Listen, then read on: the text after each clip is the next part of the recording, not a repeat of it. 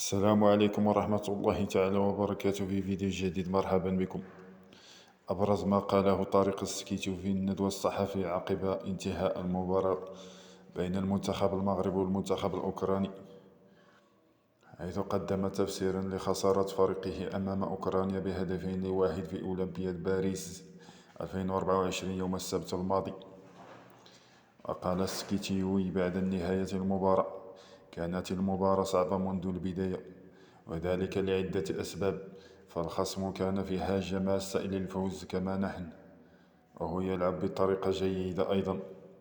وأضاف مدرب المنتخب الأولمبي أن عوامل كثيرة كانت تؤثر على المواجهة قبل انطلاقها، مما جعل صعبة بالنسبة للفريق هنا.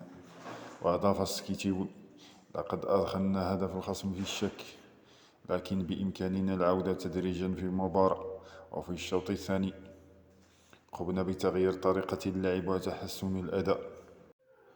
وواصل المدرب: ضغطنا بشدة على الخصم في الشوط الثاني، وأصبحنا أكثر خطورة مع مرور الوقت. أظهرنا أننا نلعب بشكل جيد وأن الهدف قادم، وتمكنا من تسجيل التعادل. بعد ذلك تلقى الخصم بطاقة حمراء، وربما كان ذلك حافزا له للدفاع بشكل أقوى.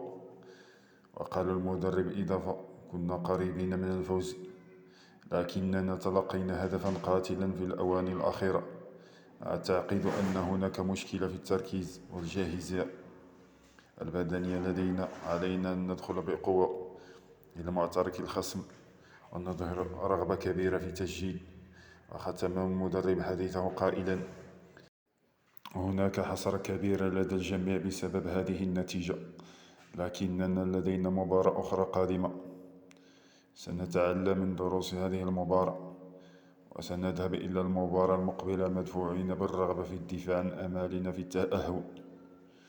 المدرب أشار إلى أنهم كانوا قريبين من الفوز، لكن تلقوا هدفا متأخرا، وهناك حاجة لتحسين التركيز والجاهزية البدنية. كما أكد على أهمية الدخول بقوة في معترك الخصم والرغبة الكبيرة في التسجيل. وأشار إلى وجود حسرة لدى الفريق، لكنهم سيتعلمون من هذه المباراة ويسعون للدفاع عن أمالهم في التأهل في المباراة المقبلة. لا تنسوا دعمنا والاشتراك ليصلكم كل جديد، وإلى اللقاء في فيديو قادم إن شاء الله.